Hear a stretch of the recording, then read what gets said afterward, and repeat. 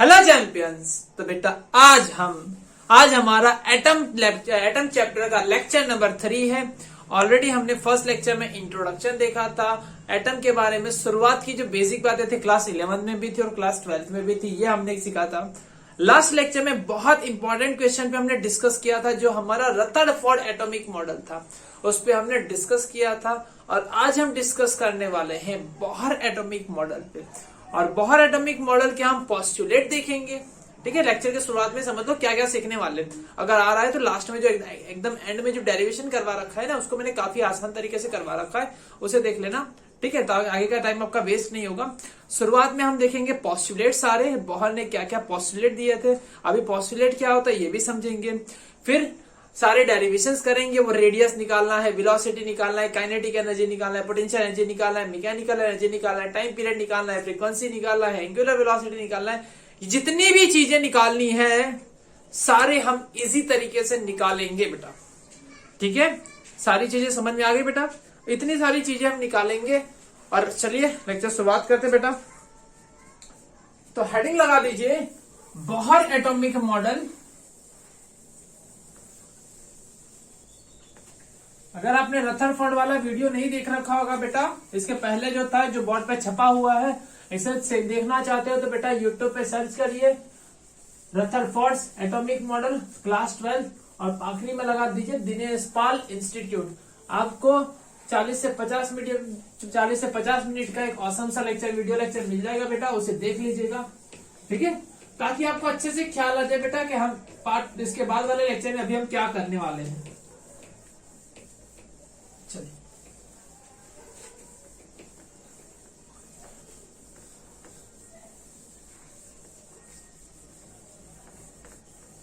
क्यों मुझसे खफा तू है मेरे खुदा।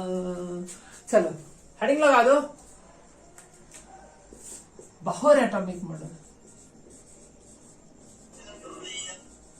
एटॉमिक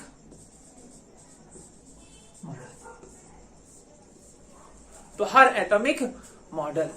ठीक है, बोहर एटॉमिक मॉडल। तो ये बात चल रही बोहर की। बोहर जो थे ना, उन्होंने जब देखा कि रदरफोर्ड साहब फेल हो रहे थे, रदरफोर्ड जब क्या बोला था उन्होंने कि उन्होंने अपने स्टेटमेंट में ये बताया था कि एटम जो है ना, एटम न्यूक्लियस ऐसे है और उसके आसपास इलेक्ट्रॉन घूमता है। इलेक्ट्रॉन ऐसे ऐसे ऐसे ऐसे ऑर्बिट में ऐसे घूम रहा है। ये इलेक्ट्रॉन है और ये न्यूक्लियस है जहां पे पॉजिटिव चार्ज रहता है। कितना? Ze जितना पॉजिटिव चार्ज अंदर है और आसपास इलेक्ट्रॉन ऐसे घूमे जा रहा है, घूमे जा रहा है, घूमे जा रहा है। ठीक है, तो ये किसने बताया था? ये रदरफोर्ड ने जब ये स्टेटमेंट तो दे दिया, ठीक है, स्टेटमेंट दे दिया। इसके बाद जैसे ये स्टेटमेंट दिया था, मैक्सवेल ने क्या कहा था? मैक्सवेल ने कहा था अरे आप ऐसा कहते हो कि इलेक्ट्रॉन घूमता है? अरे इलेक्ट्रॉन अगर घूमेगा मतलब एक्सीलरेटेड मोशन करता है। कैसा मोशन कर रहा है? Accelerated motion. एक्सीलरेटेड मोशन करेगा तो मैक्सवेल की थियरी क्या कहती थी? अगर चार्ज पार्टिकल अगर charge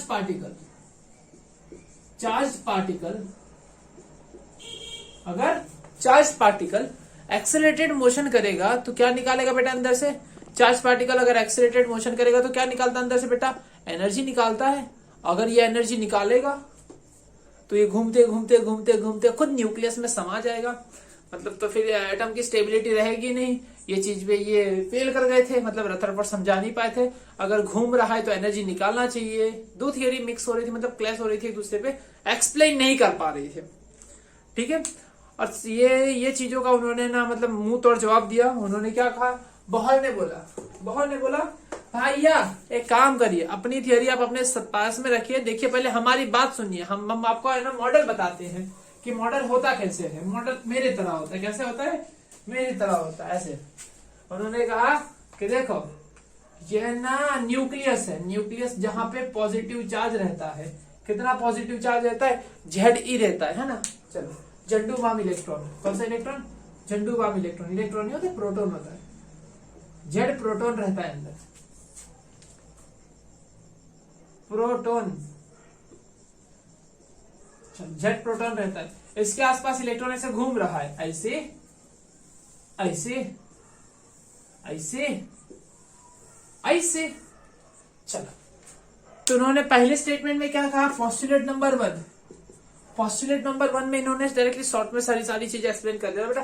postulate number 1, postulate number 1 क्या क्या कह रहा था कि इलेक्ट्रॉन रैंडमली कहीं पे भी नहीं भटकता है भाई साहब, इलेक्ट्रॉन रैंडमली कहीं पे भी नहीं भटकता है, इलेक्ट्रॉन कुछ पर्टिकुलर जगह पे ही घूमता है, उस पर्टिकुलर जगह का नाम है सेल।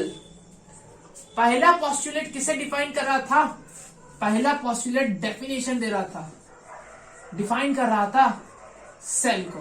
किसे डिफाइन कर रहा था बेटा, सेल को डिफाइन कर रहा था पहला पोस्टुलेट। उन्होंने कहा इलेक्ट्रॉन ऐसे रैंडमली ऐसे यूं कुत्तों की तरह इधर उधर नहीं घूम रहा है, वो पर्टिकुलर ऑर्बिट में ही घूमता है, उस पर्टिकुलर ऑर्बिट का नाम दे दिया बेटा सेल। क्या नाम दे दिया उसे, सेल। सेल कह दो, स्टेशनरी स्टेट कह दो, है ना, सेल कह दो, स्टेशनरी स्टेट कह दो, स्टेट कह दो, कुछ भी कह दो, एनर्जी स्टेट कह दो, ऐसे सब कुछ भी कह सकते हो आप बेटा, ठीक है। इतनी बातें समझ में, यह आपका पहला पोस्टुलेट था। फिर उन्होंने पहले पोस्टुलेट के बाद क्या बताया, सेकंड पोस्टुलेट दिया। सेकंड पोस्टुलेट ये कहा, सेकंड पोस्टुलेट पहला पोस्टुलेट में बता दिया कि भाई सेल होता है, पहला पोस्टुलेट सेल को डिफाइन करा था, और ये कहा कि कितने सेल होते हैं बेटा, बताइए कितने सेल होते हैं, हमने पढ़ रखा है क्लास 9 में, कितने सेल होती है, के होता है और एल होता है और एम होता है और एन होता है, ठीक है। इतनी सेल होती है नहीं जनाब, कितनी सेल होती है, there are infinite number of cell, कितनी बेटा, इनफाइनाइट नंबर ऑफ सेल, बहुत सारी सेल होती है बेटा, इनफाइनाइट। इलेक्ट्रॉन कहीं तक जा सकता है, इनफाइनाइट तक जा सकता है, बल्ले बल्ले कर सकता है, ठीक है। चलो, पोस्टुलेट नंबर 2, इन्होंने क्या कहा, पोस्टुलेट नंबर 2 को इन्होंने कहा कि भैया हमने आपको बता दिया कि इलेक्ट्रॉन एक पर्टिकुलर स्टेट में रहता है, ऐसे रैंडमली नहीं घूम रहा, यहाँ अगर रह सकता है, यहाँ रह सकता है, यहाँ रह सकता है, यहाँ रह सकता है, इस पर्टिकुलर सेल के अंदर ही रहेगा, बाहर ऐसे रैंडमली कुत्तों की तरह ऐसे यूं भटकता नहीं रहेगा, उसके कुछ पर्टिकुलर घर दिए गए हैं। घर मतलब सेल, सेल मतलब घर, और घर मतलब सेल, इलेक्ट्रॉन का घर कहां पे रहता है, इलेक्ट्रॉन सेल के अंदर रहता है, ऐसा किसने बताया, बोहर ने बताया, बोहर ने, है ना। चलो, पोस्टुलेट नंबर 2 उन्होंने क्या दिया, सारी चीजें फिक्स, सबका फिक्स, तुम्हारा फिक्स, सबका फिक्स, है ना, तुम्हारा और उसका फिक्स, सारी चीजें फिक्स है। क्या, सेल फिक्स, सेल के अंदर रेडियस फिक्स, सेल के अंदर वेलोसिटी फिक्स, उसकी काइनेटिक एनर्जी फिक्स, उसकी पोटेंशियल एनर्जी फिक्स, उसकी टोटल एनर्जी फिक्स, उसका टाइम पीरियड फिक्स, उसकी फ्रीक्वेंसी फिक्स, उसकी एंगुलर वेलोसिटी फिक्स, सारी चीजें fix, angular momentum fix, momentum fix, सारी चीजें फिक्स बेटा, सब फिक्स है। अगर इलेक्ट्रॉन यहां पे है, इसे मिटा दो, इलेक्ट्रॉन यहां पे है पहली सेल के अंदर, पहली, है ना, इलेक्ट्रॉन अगर पहली सेल के अंदर, कौन सी, पहली, अरे पहली नहीं, पहली, ये इसके अंदर है बेटा, यहां पे है, तो इतनी ही दूरी पे रहेगा, कुछ फिक्स, इतनी दूरी पे ही रह रहा है भाई साहब, तेरे को इतनी दूर पे गोल गोल घूमना है, इतनी दूरी पे, इतनी वेलोसिटी से, इतनी काइनेटिक एनर्जी से, इतनी पोटेंशियल एनर्जी से, इतनी टोटल एनर्जी से, इतना टाइम पीरियड लगेगा, इतनी फ्रीक्वेंसी के साथ, इतना एंगुलर वेलोसिटी के साथ, इतना एंगुलर मोमेंटम के साथ, इतना लीनियर मोमेंटम के साथ ये घूमता रहेगा, सारी चीजें जनाब यहाँ पे फिक्स है। ये था पोस्टुलेट नंबर 2। अब आते बेटा हम पोस्टुलेट नंबर 3 पे। पोस्टुलेट नंबर 3 तो यार तमाचा था, किसके, मतलब शुरुआत में तो ऐसे तमाचा जैसा लगेगा, देखना इन्होंने क्या कह दिया, इन्होंने कह दिया भाई साहब सब बकवास बंद करो अपनी, ओए बकवास बंद कर अपनी, पहले मेरी बातों सुनो। मैं आपको क्या बताने चाह रहा हूं कि रदरफोर्ड कहते थे वो भी सही है, और मैक्सवेल कहते थे वो भी सही है, दोनों सही है, लेकिन तुम्हें दिखाता हूं, बकवास तुम किए जा रहे हो लेकिन सच्चाई क्या दिखाते हैं। उन्होंने कहा, पहले अब दोनों लोग अपनी थियरी अपने साइड पे रखे, उन्होंने कहा इलेक्ट्रॉन ना ही एनर्जी लेगा ना ही एनर्जी निकालेगा, है ये कैसी बकवास हो गई। इन्होंने कहा, ध्यान से सुनो, इन्होंने क्या कहा, इलेक्ट्रॉन ना ही एनर्जी लेगा ना ही एनर्जी निकालेगा, ना इधर gain energy nor release energy, कोई एनर्जी लेगा ही नहीं, कोई एनर्जी निकालेगा ही नहीं, कुछ नहीं करने वाला है।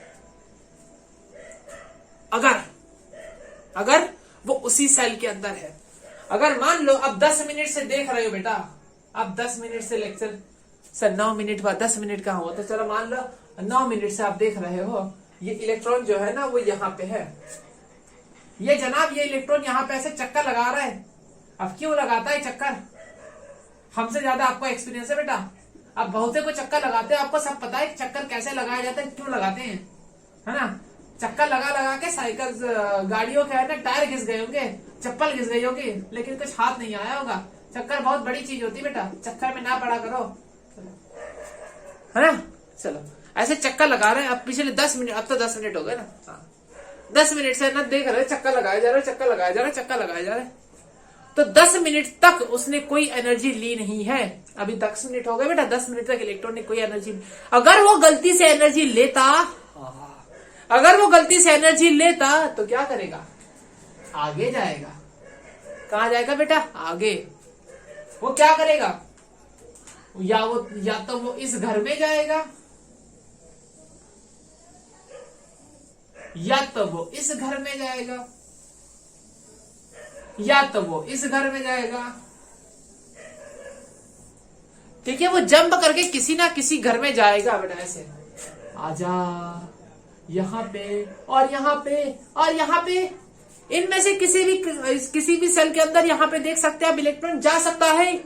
आपको दिखाई दे रहा है, इनमें से कहीं पे भी इलेक्ट्रॉन जा सकता है। अगर उसने एनर्जी ली तो, अगर उसने एनर्जी निकाली जनाब, उसने एनर्जी निकाली, 10 मिनट हो गए, एनर्जी ली नहीं थी, अब सडनली एनर्जी निकाल दी, ऐसे एनर्जी निकाल दी यहाँ पे, तो क्या होगा बेटा? अगर एनर्जी निकालेगा ना, एनर्जी निकालेगा तो क्या करेगा? ये कम एनर्जी में आ जाएगा, च्विंग च्विंग, ऐसे कम एनर्जी वाले में आ जाएगा, है ना। वो डिपेंड करेगा कितनी एनर्जी ले रहा है और कितनी एनर्जी निकाल रहा है। पहला पॉस्टुलेट सेल को डिफाइन करता है। सेकंड पॉस्टुलेट सब कुछ फिक्स, तुम्हारा फिक्स, उसका भी फिक्स, सबका फिक्स, है ना। और थर्ड पॉस्टुलेट क्या कहता है? इलेक्ट्रॉन ना ही एनर्जी लेगा ना ही निकालेगा। इलेक्ट्रॉन और एनर्जी के बारे में बात कर लीजिए। इलेक्ट्रॉन छी गंदा, वही वही गंदगी, इलेक्ट्रॉन, एनर्जी, है ना। एनर्जी लेगा, एनर्जी रिलीज करेगा, क्या करेगा, ये सारी चीजें डिपेंड यहाँ पे करेंगी। अगर एनर्जी लेगा तो आगे जाएगा हायर एनर्जी स्टेट में, अगर एनर्जी निकालेगा तो लोअर एनर्जी स्टेट में वो आ जाएगा। इतनी बातें क्लियर है। चलो अब आता है पोस्टुलेट नंबर 4। ये तो सिर्फ आपको याद रख लेना है ना। ये डी ब्रोगली ने दिया था बेटा, है ना। ऐसे तो डी ब्रोगली से इसे एक्सप्लेन कर सकते हैं, हमने ड्यूअल नेचर के अंदर इसे एक्सप्लेन किया है बेटा, है ना। ड्यूअल नेचर अगर आपने नहीं पढ़ा है तो ड्यूअल नेचर देख लेना बेटा, है ना। चलो डी ब्रोगली में क्या कहा था? एंगुलर मोमेंटम जो होता है ना वो कितना होता है? NH/2π। ये बस ऐसे ही याद रख लो, नहीं याद रहता तो बेटा याद कर लो। Angular momentum is equal to NH/2π। N क्या है? एन जो है ना वो सेल नंबर है। क्या है? Cell number. एग्जाम में ना कंफ्यूज करते हैं, बोल कंफ्यूज करने के लिए, मतलब उनके पास एक ही काम होता है बच्चों को कंफ्यूज करना। तो कंफ्यूज करने के लिए देखो, बोर्ड वाले जो होते हैं ना, बोर्ड वाले, पेपर वाले, इनका काम क्या होता है? क्वेश्चन सिंपल देंगे लेकिन कंफ्यूज करके देंगे ताकि बच्चे कंफ्यूज हो। बस इनका टारगेट यही होता है, बच्चे कंफ्यूज होने चाहिए। तो सेल नंबर देंगे, सेल नंबर की जगह पे वो क्या देंगे? क्वांटम नंबर देंगे।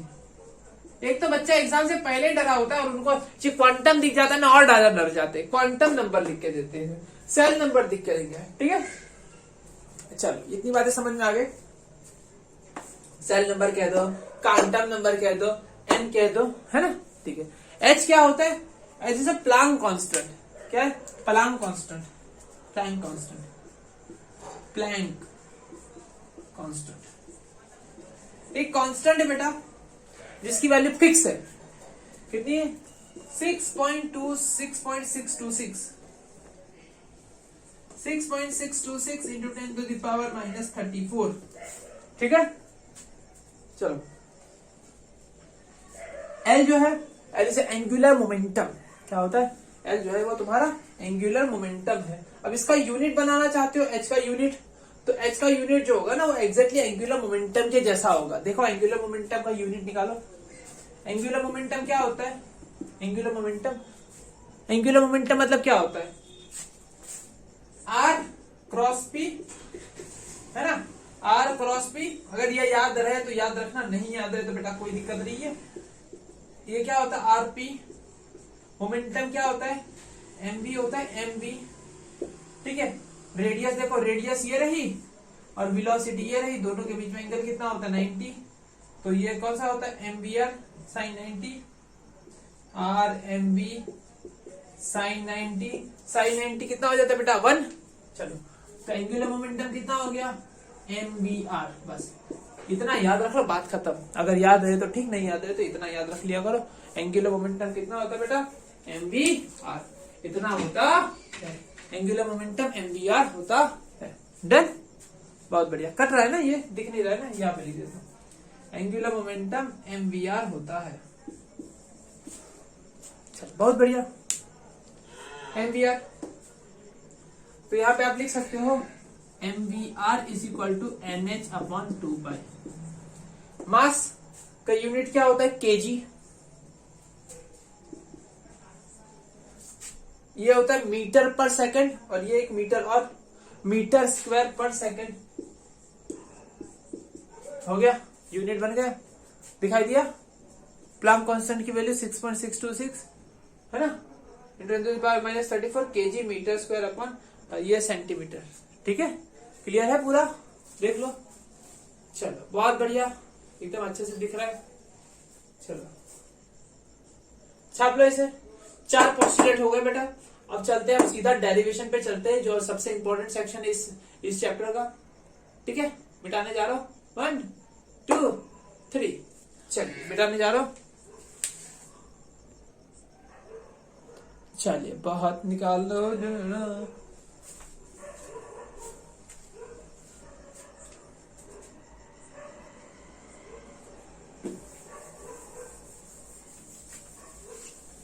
तुम जो आए जिंदगी में बात बन गई, ओ तुम जो आए जिंदगी में बात बन गई, ओ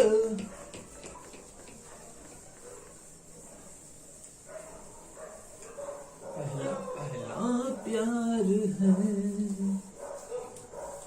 पहली पहली बार है, पहला पहला प्यार है, पहली पहली बार है। चलो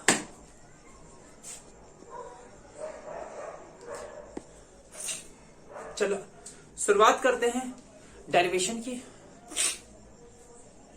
जैसे पॉइंट बोलूंगा बेटा उसी तरीके से अगर इसे याद कर लेना, याद नहीं मतलब समझ लेना, तो है ना ये डेरिवेशन एक बार कराऊंगा ना, हमेशा के लिए याद रह जाएगा। फिर आपको है ना सीबीएसई एग्जाम के टाइम सिर्फ आखिरी बार एक बार रिवाइज कराने की जरूरत रहेगी। बस एक बार खुद से लिखिएगा बेटा, खुद से नोट्स बनाइएगा इस चीज के ना, खुद से डेरिवेशन करिएगा, अच्छा रहेगा आपके लिए, ठीक है। चलो देखो क्या करने जा रहा हूं, डेरिवेशन करना है मुझे।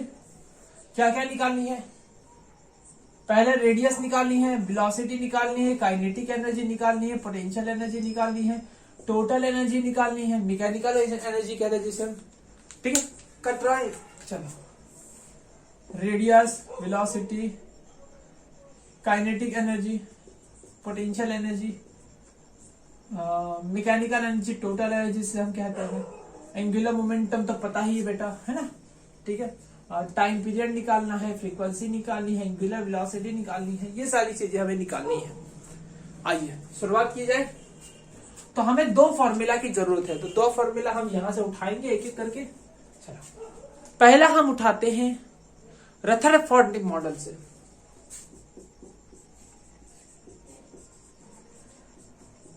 Rutherford atomic model, Rutherford atomic model. Rutherford atomic model क्या कहता था बेटा कि सेंटर के अंदर यहाँ पे क्या है Ze है, क्या है Ze है, और इसके आसपास क्या घूम रहा है बेटा, इसके आसपास इलेक्ट्रॉन घूम रहा है, ऐसे क्या घूम रहा है, इलेक्ट्रॉन ऐसे ऐसे घूम रहे हैं, ठीक है। ये इलेक्ट्रॉन ना ही बाहर जा रहा है ना ही अंदर आ रहा है, बिकॉज इसमें है ना अंदर एक इलेक्ट्रोस्टैटिक फोर्स लग रही है और बाहर की तरफ एक सेंट्रीफ्यूगल, बाहर भी एक फोर्स लग रही है, एक फोर्स अंदर भी लग रही है। इतनी बातें क्लियर है। चलो अंदर की तरफ जो फोर्स लग रही है वो इलेक्ट्रोस्टैटिक फोर्स, बाहर की तरफ लग रही है वो सेंट्रीफ्यूगल फोर्स। सेंट्रीफ्यूगल फोर्स की वैल्यू कितनी होती बेटा mv²/r। हमें क्या मानना होगा, इसकी रेडियस को हमें r मानना होगा और इसकी वेलोसिटी को हमें v मानना होगा कि इलेक्ट्रॉन v जितनी स्पीड में घूम रहा है। इलेक्ट्रोस्टैटिक फोर्स की फॉर्मूला बेटा के Q1 Q2 over r square, कोई दिक्कत नहीं होगी। Q1 की वैल्यू यहाँ पे कितनी बेटा, Q1 मतलब कौन कौन घुमा रहा है, ZE घुमा रहा है, कौन बेटा ZE। तो अब ये बताइए सर यहाँ पे ZE क्यों लिया। अच्छा मुझे ये बताओ, अगर हाइड्रोजन होता तो हाइड्रोजन के न्यूक्लियस के अंदर कितने प्रोटॉन है, एक। अच्छा अगर गलती से अंदर हीलियम होता तो हीलियम के अंदर कितने प्रोटॉन होते, दो, बिकॉज हीलियम का एटॉमिक नंबर कितना है, दो। अगर क्लोरीन की बात की जाए तो क्लोरीन के अंदर कितने प्रोटॉन होते हैं, 17, क्योंकि उसका एटॉमिक नंबर कितना है बेटा, 17। तो उसका एटॉमिक नंबर अगर 17 है, उसका एटॉमिक नंबर अगर 17 है तो उसके अंदर पॉजिटिव चार्ज भी 17 होगा, प्रोटॉन भी 17 होगा। जैसे ना सोडियम की बात की जाए तो सोडियम के अंदर 11, तो 11 प्रोटॉन होते हैं। ठीक है, बहुत बढ़िया। चलो Q1 कितना है, ZE, और Q2 कौन है, Q2 तो हमारा भाई साहब प्यारा सा इलेक्ट्रॉन है। ठीक है, वैल्यू रख दो यहाँ पे, ZE और E upon r square is equal to mv square by r. तो ये हो गया बेटा तुम्हारा के ZE square over r square is equal to mv square by r. चलो डन। और ये चीजें फटाफट निकालने की लंबी लंबी मतलब इतनी जो प्रोसीजर मत किया करो, एक बार प्रैक्टिस करो बेटा, समझ जा करो, ये बहुत बार जरूरी पड़ेगा। ये कॉन्सेप्ट न्यूमेरिकल के लिए बहुत जरूरी कॉन्सेप्ट है बेटा। अभी इतना लंबा लंबा डेरिवेशन हर बार नहीं करना होगा, जब जब न्यूमेरिकल आएगा हम यहीं से सीधा खत्म करने वाले हैं। ठीक है, electrostatic force is equal to centrifugal force. और इन्होंने दूसरा कॉन्सेप्ट क्या लिया, दूसरा कॉन्सेप्ट ये लिया एंगुलर मोमेंटम। एंगुलर मोमेंटम क्या था, L is equal to NH upon 2 यही था ना। चलो तो यहाँ पे क्या लिखा, NH अपॉन 2 और एंगुलर मोमेंटम की वैल्यू कितनी आई थी, mvr, इक्वेशन नंबर 2, और ये रहा इक्वेशन नंबर 1। दिखाई दे रहा है, दो इक्वेशन मिल गई। अब इतना फोड़ लिया आपने तो सब कुछ फोड़ लोगे, बात खत्म। इसे कहा जाता है बॉहर्स क्वांटाइजेशन कंडीशन। क्या कहा जाता है बेटा, बॉहर्स क्वांटाइजेशन कंडीशन। चलो इस इक्वेशन को, इक्वेशन 2 को, है ना। चलो इक्वेशन 1 में क्या दिख रहा है, v स्क्वायर है, और इक्वेशन 2 में क्या है, सिर्फ और सिर्फ v। यहां से और यहां से मुझे v को गायब करना है, तो मैंने क्या कर दिया, इक्वेशन 1 डिवाइड बाय इक्वेशन 2, लेकिन कैसे डिवाइड करूंगा, उसका स्क्वायर करके। क्या करके, इक्वेशन 2 का स्क्वायर से डिवाइड करना है। चलो बहुत बढ़िया। अब देखना यहाँ पे थोड़ा सा, चलो क्या देखो, equation 1 divide by equation 2। Equation 1 क्या दे रखा बेटा, के ZE square upon r square is equal to mv square by r, और होल डिवाइड बाय मतलब इक्वल यहाँ पे आ जाएगा, ये आ जाएगा, लेकिन इसका स्क्वायर भी करना है। n square h square 4 pi square is equal to m square v square r square. ठीक है, चलो क्या क्या कट हो जाएगा बेटा। अगर आपको काटने पीटने में दिक्कत हो रही है तो बेटा पहले सिंपल सिंपल इसे नीचे कर दो, इसे ऊपर कर दो, ठीक है, और इसे नीचे कर दो, बस आपका काम हो जाएगा। ऊपर क्या है, के ZE स्क्वायर, ठीक है, n स्क्वायर h स्क्वायर नीचे था, आर स्क्वायर आ गया, 4 पाई स्क्वायर ऊपर चला जाएगा बेटा, 4 पाई स्क्वायर, mv स्क्वायर आ गया, नीचे r भी आ गया, m square v square, r square था और एक आर आ गया, आर क्यूब हो गया। ठीक है, कोई दिक्कत। चलो अब देखो, एक काम करो, आर स्क्वायर मतलब आर क्यूब हो गया ना, ये ऐसे कट गया, एक आर बचा यहाँ पे, और कुछ कट गया, वी स्क्वायर से वी स्क्वायर कट गया, एक एम से एक एम कट गया। के की वैल्यू कितनी होती है बेटा, के की वैल्यू जो होती है ना 4 पाई एप्सिलॉन नॉट, है ना, 1/4 पाई एप्सिलॉन नॉट। तो मैं नीचे लिख देता हूँ यहाँ पे, देखो 4 पाई एप्सिलॉन नॉट लिख दिया। चलो 4 से 4 कट गया, ऐसे स्वाहा, पाई से एक पाई कट गया, और कुछ, चलो m यहां पे चला जाएगा, चलो m यहां पे चला गया, m ZE स्क्वायर, है ना, और पाई बचा, पाई m ZE स्क्वायर, और नीचे क्या बचा, n स्क्वायर बचा, h स्क्वायर बचा, एप्सिलॉन नॉट बचा, और यहाँ पे r बचा। इसको उल्टा कर दो, उल्टा कर दोगे तो क्या देगा बेटा, R is equal to n square h square epsilon not pi m z square. क्या इतनी वैल्यू दिखाई दे रही बेटा आपको? इसी है, कोई दिक्कत लग रहा है बेटा? नहीं ना। चलो इसे मिटा दे रहा हूं।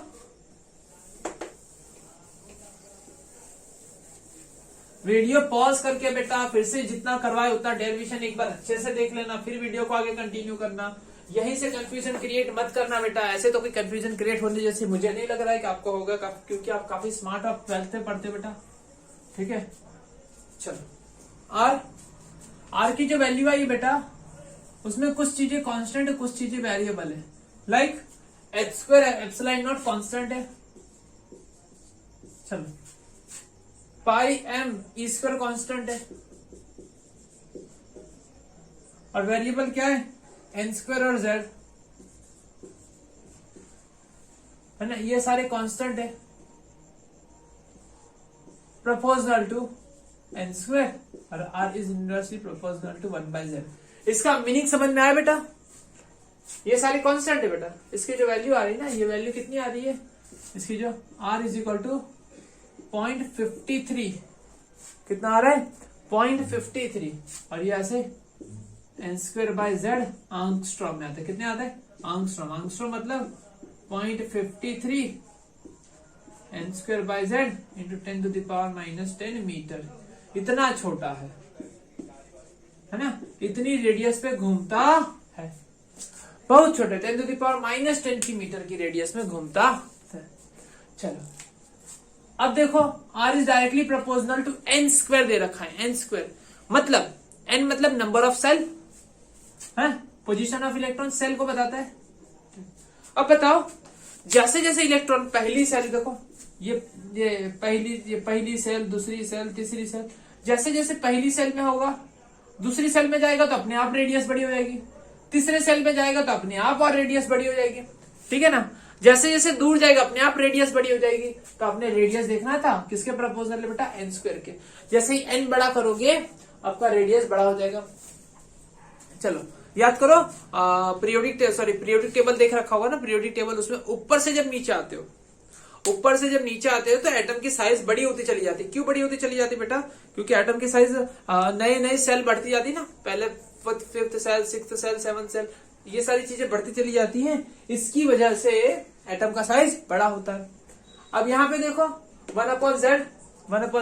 अब पीरियोडिक टेबल में देखो, ये लेफ्ट साइड से राइट साइड जाओ, है ना, पीरियड में आगे जाने की कोशिश करो। जब पीरियड में आगे जाओगे ना बेटा तो क्या होगा, ऐसे जाओगे तो क्या होगा, एलिमेंट जो होगा ना वो, सॉरी एटम जो होगा ना तुम्हारा छोटा होता चला जाएगा। एटम की साइज तुम्हारी छोटी होने वाली है। अब ये छोटी क्यों हो गई है बेटा? छोटी क्यों होती है ये बेटा? कैसे होगा, जेड बढ़ने से। देखो पीरियड में ऐसे यहां से ऐसे जाओगे तो जैसे जैसे ऐसे जाओगे तो क्या होता है, देखो सेंटर में पॉजिटिव चार्ज बढ़ता है, इलेक्ट्रॉन वही है। इलेक्ट्रॉन जैसे जैसे देखो सेंटर में पॉजिटिव चार्ज बढ़ेगा, उसी सेल के अंदर इलेक्ट्रॉन बढ़ेगा, अट्रैक्शन बढ़ता है। याद करो, ऐसे न्यूक्लियस के अंदर पॉजिटिव चार्ज बढ़ेगा, बाहर इलेक्ट्रॉन और बढ़ेगा, इलेक्ट्रॉन बढ़ेगा, अट्रैक्शन बढ़ेगा, अट्रैक्शन बढ़ेगा तो छोटा हो जाएगा, है ना। जैसे जैसे जेड बढ़ता है पॉजिटिव चार्ज बढ़ता है, पॉजिटिव चार्ज बढ़ने से रेडियस छोटी हो जाती है। बहुत बढ़िया, मतलब बातें फील कर दी ना कि क्यों पीरियोडिक टेबल में ऊपर से नीचे आने में रेडियस बड़ी हो रही थी, नई नई सेल ऐड हो रही थी, नई सेल ऐड हो रही थी। और क्यों ग्रुप में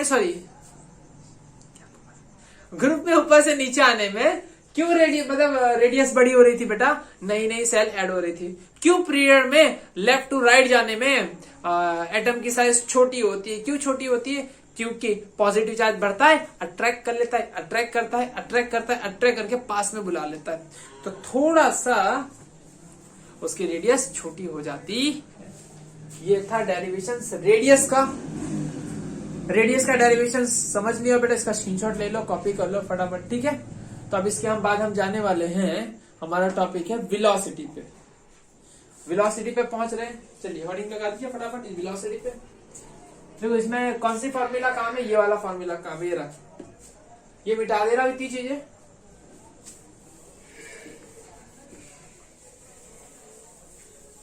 अब लंबा लंबा डेरिवेशन है वेलोसिटी का, कुछ नहीं, बकवास एकदम, एक ही बार में आ जाएगा। देखो जिस तरीके से ना एनसीईआरटी के अंदर छाप रखा है बेटा, वो है ना एक ही चीज को 4 बार लिखने की आदत बन गई उनकी। अभी ऐसा क्यों करते हैं हमें तो पता नहीं बेटा, लेकिन ऐसा करते हैं ये लोग, है ना। पहले ये लिखेंगे फिर उसे को एक्सप्लेन करेंगे, फिर नहीं ऐसा नहीं, ऐसा लिखेंगे, पागलबंदी करते, एक ही बार में नहीं क्लियर करेंगे। चलो ये वाले फॉर्मूला को उठाओ, सेकंड वाले, mvr is equal to NH/2π। Sir ये वाला फॉर्मूला क्यों उठाया, ये वाले फॉर्मूला में क्यों नहीं रखा mv²/r? तो बेटा इधर देखो आपके पास v² है ना, फिर दिक्कत, लंबा लंबा कैलकुलेशंस करोगे तो यहाँ पे देखो v है, r की वैल्यू रखो, सीधा भी निकलेगा, इधर स्क्वायर रूट लेना पड़ेगा, इसके लिए मैंने नहीं रखा। ठीक है, मैथ्स होती है आसान बनाने के लिए, कंफ्यूजिंग बनाने के लिए नहीं। v को सब्जेक्ट बनाओ, NH/2π और mr नीचे, है ना, mr भाई साहब नीचे, देन mr, r उल्टा है ना। चलो NH/2π m और r की वैल्यू कितनी है, n² h²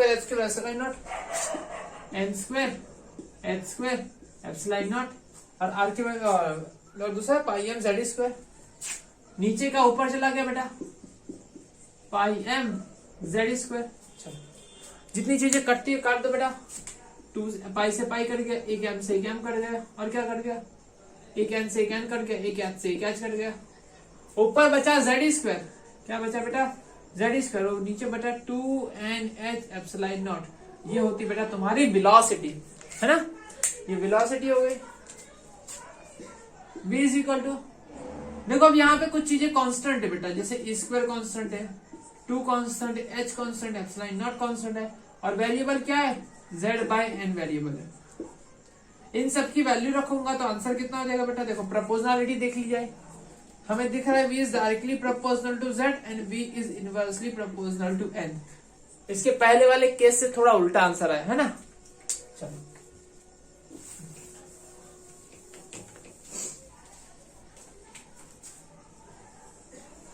चलो v यहाँ पे जितने भी कांस्टेंट है बेटा, सारे कांस्टेंट की वैल्यू रखूंगा, बता देता हूँ कौन से कांस्टेंट की वैल्यू कितनी होती है।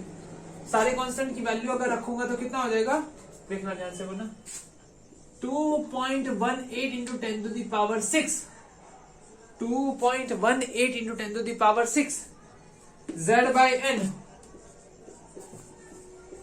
मीटर पर सेकंड, क्या होता है, z/n मीटर पर सेकंड, इतनी स्पीड में ये घूम रहा है। ठीक है, कोई दिक्कत बेटा, इसे थोड़ा फील करा जाए, ये क्या बेटा z है यहाँ पे। चलो जैसे पॉजिटिव चार्ज बढ़ेगा अट्रैक्शन बढ़ेगा, अब ज्यादा जोर से अगर इलेक्ट्रॉन को खींचेगा, देखो यहां पे बैलेंस है, बाहर कितना लगता है, जितना अंदर लगता है, अंदर ज्यादा लगेगा तो बाहर भी ज्यादा लगाएगा, अंदर कम लगेगा तो बाहर भी कम लगाएगा, अपने आप को रोकने के लिए उसी जगह पे। अगर अंदर बढ़ेगा, अंदर अट्रैक्शन बढ़ेगा, अट्रैक्शन कैसे बढ़ेगा बेटा, जैसे पॉजिटिव चार्ज बढ़ेगा अंदर z बढ़ेगा, z बढ़ने से अट्रैक्शन बढ़ा, अट्रैक्शन बढ़ने से क्या होगा, जैसे अट्रैक्शन बढ़ रहा है तो ये क्या खेल खेलेगा, भाई हमको भी थोड़ी बाहर फोर्स लगानी पड़ेगी, नहीं तो हम अंदर चले जाएंगे, तो ये थोड़ी सी बाहर फोर्स लगाने के लिए अपनी स्पीड बढ़ा देता है, मतलब अट्रैक्शन लगते ही है ना, z बढ़ते ही, पॉजिटिव चार्ज बढ़ते ही स्पीड बढ़ जाती है। बहुत बढ़िया। और n या सॉरी 1/n गलत दीजिए, 1/n z/n, है ना। चलो जैसे इलेक्ट्रॉन दूर जाएगा पहली सेल से कंपेयर में दूसरी सेल में चला गया, काफी दूर है, अट्रैक्शन कम, जब दूर होगा तो अट्रैक्शन कम होगा ना। देखो ये पास वाला ब्लैक, यहाँ पे पास वाला इलेक्ट्रॉन और ये दूर वाला इलेक्ट्रॉन, अभी पास में तो स्पीड में घूम रहा होगा, दूर होगा तो धीमे धीमे घूम रहा होगा। जैसे कहीं बात की जाए कि हमारा जो सोलर सिस्टम है, सोलर सिस्टम में बेटा हमारी अर्थ को छोड़ के जितने भी और प्लैनेट जो सन के पास में, वो स्पीड में घूमते हैं, और हमारी अर्थ से जो दूर है ना, हमारी अर्थ और इनसे पीछे की तरफ सन से बहुत ज्यादा दूर है, वो सारे प्लैनेट कैसे घूमते बेटा, काफी धीमे धीमे घूमते हैं, है ना। और नजीक वाले प्लैनेट काफी स्पीड में घूमते हैं, और दूर वाले प्लैनेट काफी धीमे धीमे घूमते हैं। काफी बढ़िया, मजा आ गया बेटा। ठीक है, तो ये तुम्हारी कब से निकल आई, रेडियस निकल आई, और ये तुम्हारी कौन से निकल आई, वेलोसिटी भी निकल आई। ठीक है, वेलोसिटी की वैल्यू भी निकल आई। अब क्या देखने वाले बेटा, अब तो सब एकदम बकवास हो गया, तो कुछ बचा ही नहीं है। तो काइनेटिक एनर्जी, टोटल एनर्जी, ये सब चीजें हम देखने वाले हैं। चलिए फटाफट हेडिंग लगा दीजिए, सॉरी मिटा दीजिए इसे। कॉपी कर लिया तो मैं मिटा दूं। चलिए तो नेक्स्ट हम कंटिन्यू करने जा रहे हैं बेटा, हमारी जो काइनेटिक एनर्जी निकालनी। कौन सी एनर्जी, काइनेटिक एनर्जी। वेलोसिटी की तो वैल्यू आ गई, अब काइनेटिक एनर्जी के फॉर्म वैल्यू निकालते हैं। चलो, ये रहा रेडियस, ये रही वेलोसिटी। चलो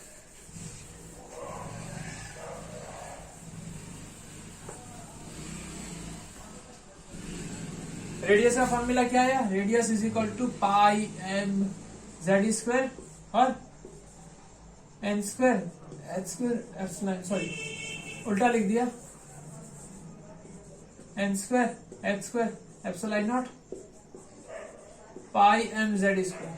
और जो बेटा वेलोसिटी है वो कितनी होती है, velocity is equal to z square upon 2NH epsilon nought. इतनी चीजें होती है। चलो बाकी सारी चीजें मिटा दो। डेरिवेशन कितना आसान हो गया बेटा। अब देखना बाकी सारी चीजें भी एकदम ऐसे हलवा ही है बेटा, कोई चीज हार्ड नहीं बेटा।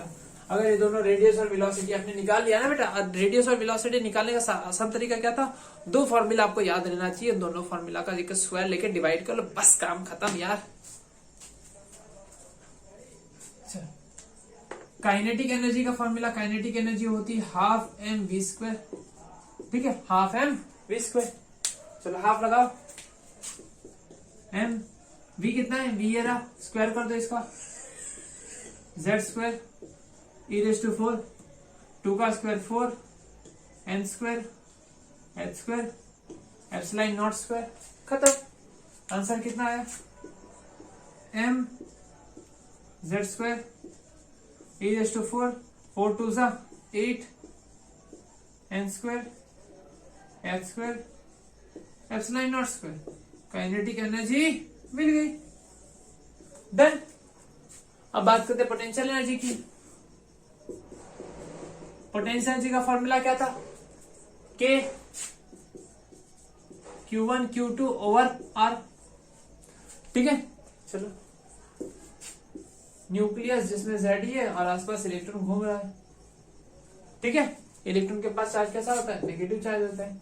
चलो यहां पे रखो, Q1 कितना है, ZE, Q2 कितना इलेक्ट्रॉन, इलेक्ट्रॉन का चार्ज होता है नेगेटिव, माइनस E। ठीक है, तो ये माइनस बाहर आ जाएगा।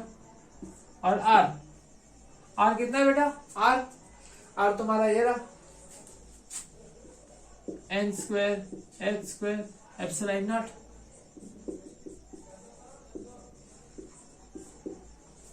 ठीक है, R मिल गया। अब देखा जाए बेटा, K की वैल्यू कितनी थी, 4 पाई एप्सिलॉन नॉट, है ना।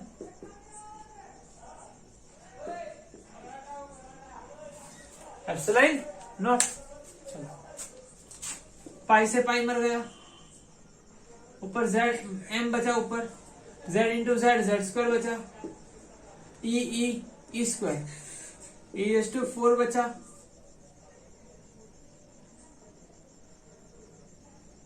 ठीक है, और नीचे क्या बचा बेटा, देखो ऊपर जेड स्क्वायर बचा, ई एस टू 4 बचा, नीचे क्या बचा, 4 n square h square epsilon naught into epsilon not square. Done. ये तुम्हारा आ गया पोटेंशियल एनर्जी। बट एक चीज की दिक्कत है बेटा, पोटेंशियल एनर्जी में जो Q2 रखा है, Q2 इलेक्ट्रॉन का चार्ज कैसा होता है बेटा, नेगेटिव होता था, है ना। यहाँ पे हमने नेगेटिव लगा रखा था, बहुत इंपॉर्टेंट है। तो यहाँ पे एनर्जी कैसे आएगी बेटा, नेगेटिव आएगी। कैसी आएगी, नेगेटिव एनर्जी आती है। मतलब ये इतनी पोटेंशियल एनर्जी से बंधा हुआ है।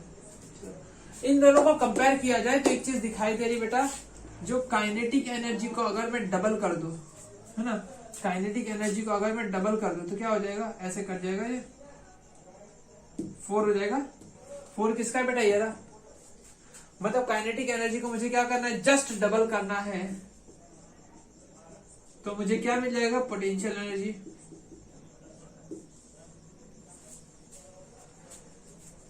है ना, देखो two type of kinetic energy, समझे कि नहीं समझे बेटा? देखो काइनेटिक एनर्जी को डबल करते ही मुझे क्या मिलता है? पोटेंशियल एनर्जी मिलती है। काइनेटिक एनर्जी से डबल है ना, लेकिन माइनस है क्योंकि ये नेगेटिव है और ये काइनेटिक एनर्जी पॉजिटिव है। मैकेनिकल एनर्जी की बात की जाए, मैकेनिकल एनर्जी क्या होती है बेटा?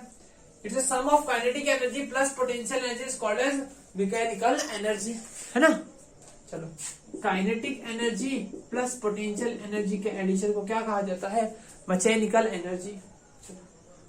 हमें दिख रहा है potential is equal to -2 time of kinetic energy, है ना। E is equal to potential plus kinetic तो है, ठीक है। Potential -2 time of kinetic plus kinetic, ठीक है। चलो 2 बार काइनेटिक में से 1 बार काइनेटिक गए तो -1 बार काइनेटिक बचा, डन। और काइनेटिक एनर्जी की वैल्यू कितनी बेटा? E इज इक्वल टू जी की वैल्यू कितनी दे रखी? ये रहा, ये है 4 मत करना बेटा, 8 ही है यहाँ पे, है ना। वो तो काटा पीटा था ना यहाँ से। कितना रहा? -mz²e⁴ और कितना है? 8n²h²ε0 इतना हो रहा है। ये तुम्हारी एनर्जी का फॉर्मूला है। किसका आया? एनर्जी का फॉर्मूला आया। चलो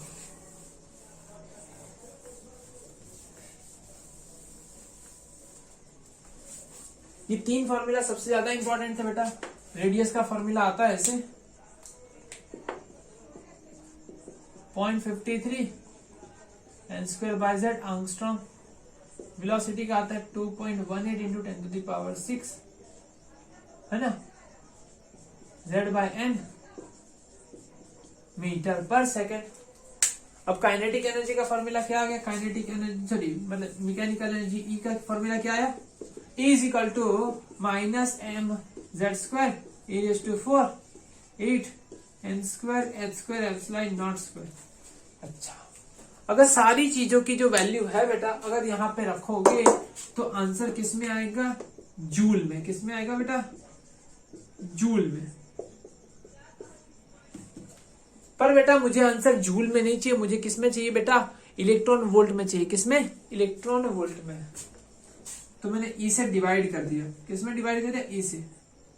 चलो बहुत बढ़िया। E से डिवाइड करोगे तो क्या हो जाएगा? m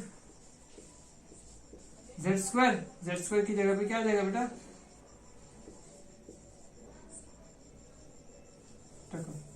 m z² e⁴ था, उसमें से 1 कट गया e⁵ 8, ठीक है, n²h²ε0²। ठीक है, क्लियर इतनी बातें? तो ये जो आंसर आएगा ना वो किस में आएगा? ये जो आंसर है ना ये इलेक्ट्रॉन वोल्ट में आएगा। किस में आएगा? इलेक्ट्रॉन वोल्ट में। अब इसके सारे के सारे कांस्टेंट की अगर वैल्यू रखोगे आप तो E की वैल्यू आएगी -13.6 z²/n² इलेक्ट्रॉन वोल्ट। कितना बेटा? En is equal to -13.6 z²/n² electron volt. Done. इतनी बातें समझ में आ गई बेटा? पक्का क्लियर है? चलो बहुत बढ़िया। मतलब तुमने क्या निकाल दिया? तुमने रेडियस निकाला है, रेडियस निकाला, वेलोसिटी निकाला, काइनेटिक एनर्जी निकाला, पोटेंशियल एनर्जी निकाला, मैकेनिकल एनर्जी निकाला। अब क्या बचा है? सिर्फ और सिर्फ हमारा टाइम पीरियड फ्रीक्वेंसी बचा है ना। टाइम पीरियड फ्रीक्वेंसी ये सब सारी चीजें एक दूसरे से रिलेशन है बेटा, मतलब बड़ा रिलेशन कोई नहीं है। अच्छा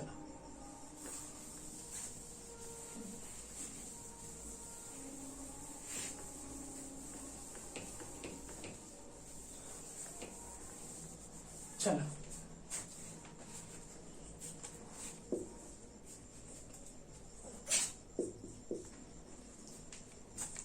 चलो देखो, अब जो मैं निकालने जा रहा हूं E net energy, E net तो हो गया, टाइम पीरियड निकालना। टाइम पीरियड के लिए क्या करना होगा?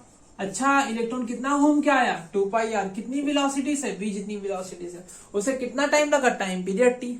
चलो 2π, r की वैल्यू कितनी बेटा? ये रही n²h²ε0 πm z²।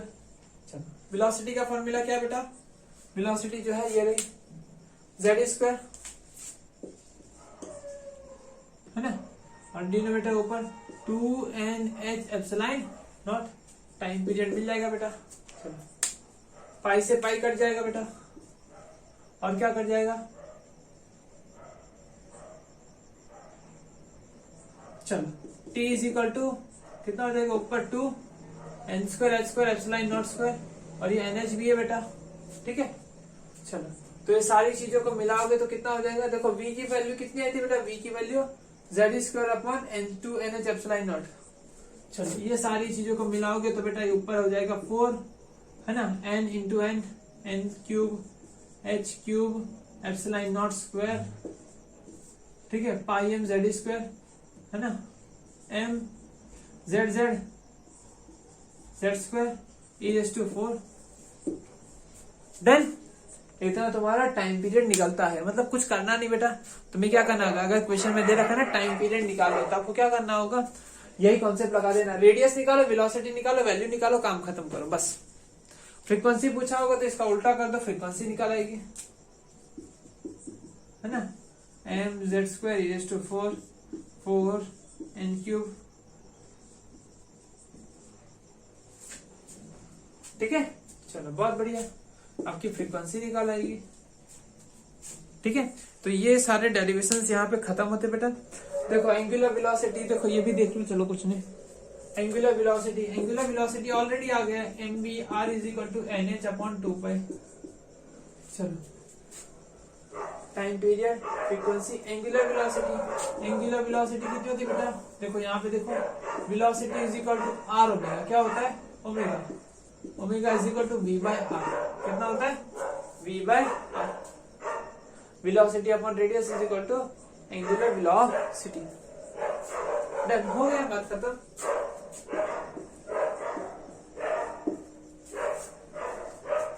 चलो बहुत बढ़िया, ये सारे डेरिवेशंस खत्म होते, बहुत एटॉमिक मॉडल का जितने भी डेरिवेशंस है खत्म होते। अब नेक्स्ट लेक्चर में हम देखेंगे एनर्जी लेवल डायग्राम, ठीक है, स्पेक्ट्रा, और फिर हम देखेंगे discrete continuous spectra and discrete spectra. फिर मिलते हैं बच्चे पार्टी नेक्स्ट क्लास में बेटा, ठीक है, टाटा बाय बाय।